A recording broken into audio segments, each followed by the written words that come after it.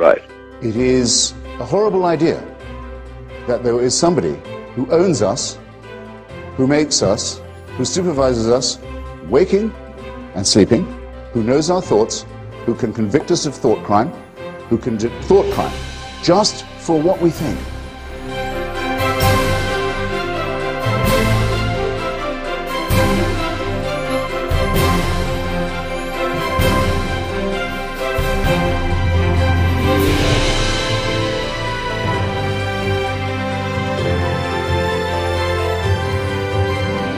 Child made in the image of God. Oh no, you're not. You're a faggot. And you can't join your church and you can't go to heaven. This is disgraceful. It's inhuman.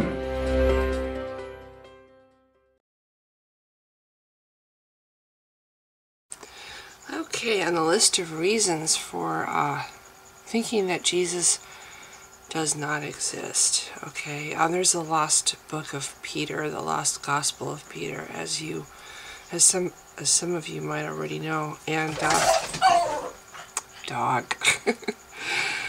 And I guess the church is embarrassed by the fact that Jesus kept cats. Yeah, at least that's what the book would say. It contends that Jesus had 8 cats, and I think it's Peter chapter 8. Verse 29 and 28 and 29, yeah. It says, "Verily I say unto you, that whosoever do noteth keepeth caddis, to the extent of at least 6, shall, without a doubt, burn forever in hell." You know, intelligent people like cats. I don't know. I don't know why they took out Peter, but that might be one of the reasons, is because, and I'm sorry for my bad reading, but it's hard for me to read when I just woke up in the morning, but I think they took Peter out because of its crazy demands, and I think a lot of people don't like cats. And the fact that, obviously, Jesus had, well, he was technically, in the olden days, back in his time, age 33 would have been a senior at that age. The average lifespan was about 28 years old. And actually, I'm not exactly sure. I think the reason the average lifespan is so low is because of diseases and war. And the majority of the guys had to go to war and get, hacked to pieces. So, when they say that the average lifespan is 28, and so my thought is Jesus would have been a senior, an older guy by 33. Not necessarily sure that's true, but he was probably what people would call today at least middle-aged. So he was a middle-aged guy who liked cats. He had 8 cats, which is symbolic of something, with the Bible. 7 and 3 are symbolic numbers. That might be another reason why they decided to get rid of the book of Peter, because for some reason Peter chose the number 8. And unless it's a symbolic thing, and Jesus didn't really keep 8 cats, and the 8 cats represent something mystical or mysterious. That's the word. But 8 is not a good number biblically. I don't think it is. Then again, maybe it is. I mean, they're constantly kind of adding 2, 7, 3. I think those are the 2, though. I don't know if there's any others. Anyway, so that's just a curious side note. One more reason to not believe in Jesus, because if you believe in Jesus, you have to have at least 6 cats, according to this verse. And not everybody, except middle-aged crazy women like myself, can handle 6 cats, in addition to the rest of the horde. Okay, I was kidding. This is all supposed to be funny. I'm being, this is just so funny, Diane. That's just the funniest thing ever. You should quit your job and become a stand-up comic. Yeah, that's what you should do. Okay, so we're back to Michael Runyon's article. And I mentioned in the last reading of it, I read Reason 1 and 2. He at that time, this is Reasons to Reject Christianity. At that time, he had gathered together 155 reasons. Now he's up to 162, so Michael has been busy, very busy. And so we'll have to, it just means more reading for me, assuming I read the whole thing, which I don't know if that's something I can do. But I did get his permission. He wrote me and said that I have his permission. So I feel much better now about even putting this out there, because before I didn't. So yeah, in my enthusiasm, I wasn't getting a response back from him fast enough. I went ahead and posted that first video without his permission. I confess I was very bad, but he then gave me permission. He didn't write me and say, "Oh my God, I'm gonna sue you for everything you have. I take that down." He didn't do that. He said, "Oh, you have my permission." So okay. So here I am now back looking at his article, and it's 162 reasons instead of 155. Reason number 3, if I can get to it. And this just might have one reason if it's long. You know, sometimes it's hard to scroll. Okay, reason number 3, hell. Mice are busy, so pardon the mouse noises over here. Christianity's invention of hell is a gift to anyone seeking truth because it decisively reveals the man-made nature of the faith. Hell is not discussed in the Old Testament, but that didn't stop Jesus from announcing it many times in the Gospels, mostly in a very threatening tone. He made sure to let us know that most people will be sentenced there to suffer unending physical pain. Here are 3 of the 45 gospel scriptures where Jesus mentions hell. Wow, 45. I think he was a little bit needy. You gotta follow me. If you don't follow me, I'm gonna torture you. I'm gonna torture you forever. Okay, Matthew 5:28 and verse 29. But I say unto you that whosoever looketh on a woman to lust after her hath committed adultery with her already in his heart. And if thy right eye offend thee, pluck it out and cast it from thee, for it is profitable for thee that one of thy members should perish, and not that thy whole body shall be cast into hell. Such a loving guy, isn't he?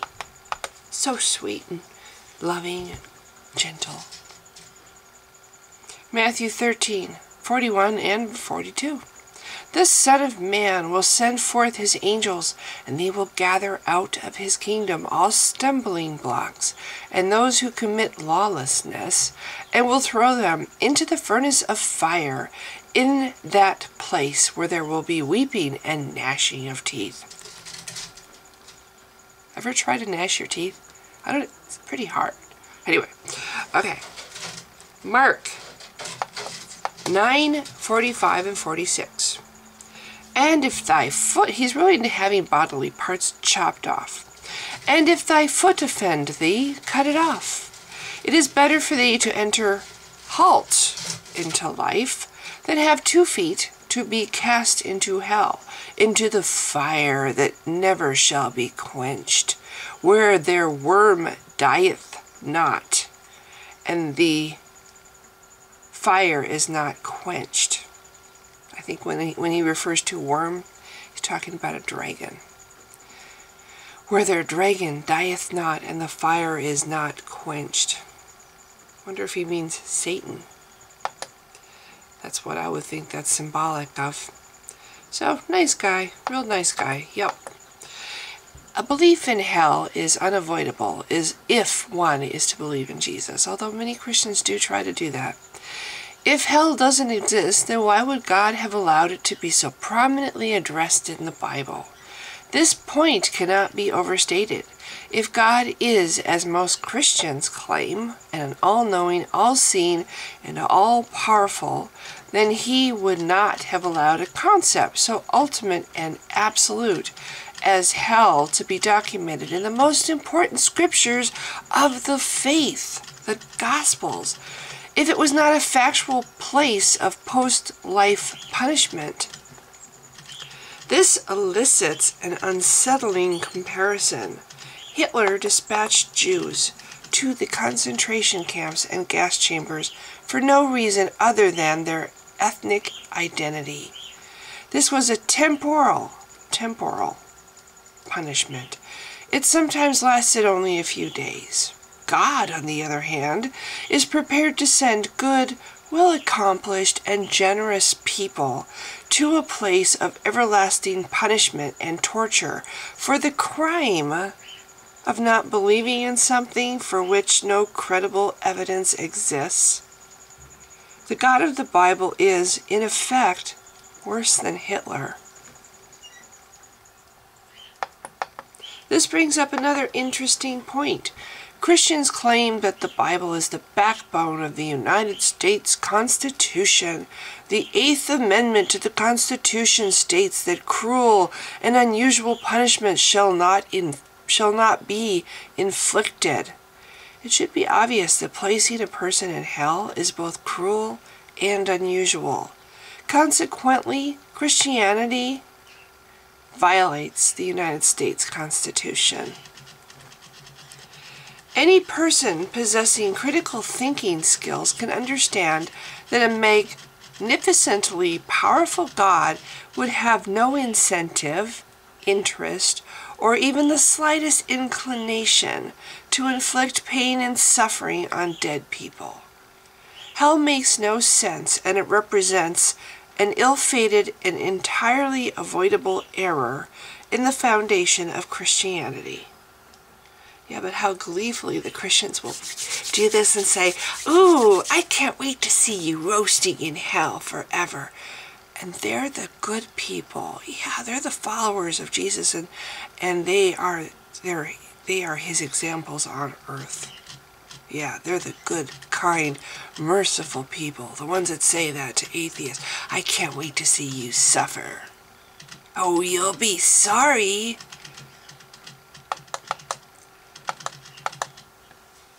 He does have another point. I'm going to go ahead and just do 2 points with this one. Reason number 4 is Hitler murdered Jews and Ted Bundy, Bill Gates. Related to the previous point, Christianity can be understood to endorse a spectacularly cruel and senseless outcome of how certain people are judged. All one has to assume is that Hitler, a Catholic by birth, understood the gravity of his sins and confessed them to Jesus before committing suicide. According to Christian doctrine, he was awarded entry into heaven with this simple act. On the other hand, the 6 million Jews,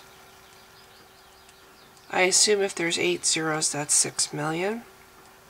The 6 million Jews that he condemned to death and who by default failed to accept Christ were sent to hell. The image of Anne Frank writhing in pain while Adolf enjoys a latte presents a stark visual that there is something seriously wrong with Christian doctrine. Similarly, Ted Bundy, a convicted murderer of over 30 young women, confessed his sins before his execution and, according to Christian doctrine, was sent directly to heaven. On the other hand, Bill Gates, an atheist who has lived a virtuous life and has donated more than $27 billion to global health, development, and education, will be sent to hell. It's hard to imagine anything more unjust or immoral. But this absurdity is precisely in accord with conventional Christianity.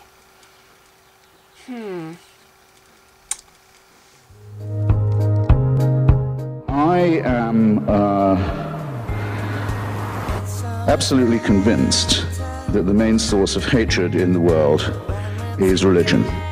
And I think it should be religion treated with ridicule and hatred and contempt. Share the same weather, winter or summer, May or September, the 4th of whenever, it's better together.